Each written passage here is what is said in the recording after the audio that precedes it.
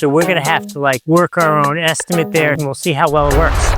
So behind me is my brand new foam machine, and here in my hand is the foam mixture, which is supposed to be the best, and so we're gonna test it out. Interesting problem that I've run into is the instructions are, if you have a siphon, you have one package for 5 gallons of water. If you have a pump like mine, you have one package for 55 gallons. I don't have a 55-gallon drum. So this is about 10 gallons, so we're gonna have to like work our own estimate there, and we'll see how well it works. All right, that's an amateur 1/5. Let's add water and some electricity, see what happens.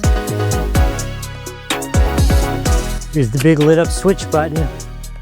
Oh, there it goes.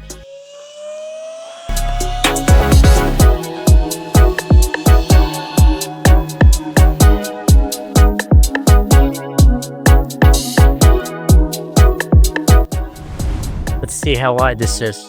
We're 1, 2, 3, 4, 5, 6, 7, 8 feet wide and about 20 feet long of foam.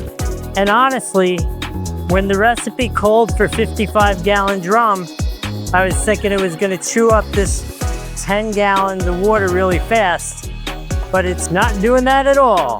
This is crazy.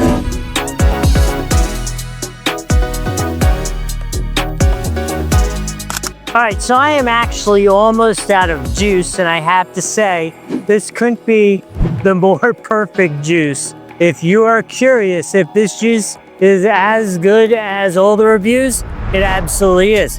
If you want to get it, there's a link right here below. Go ahead, get that. It helps out my channel, and it doesn't even cost you anything extra, so I'm going to say thank you in advance. Remember to like, subscribe, and put in a comment what you're going to use it for.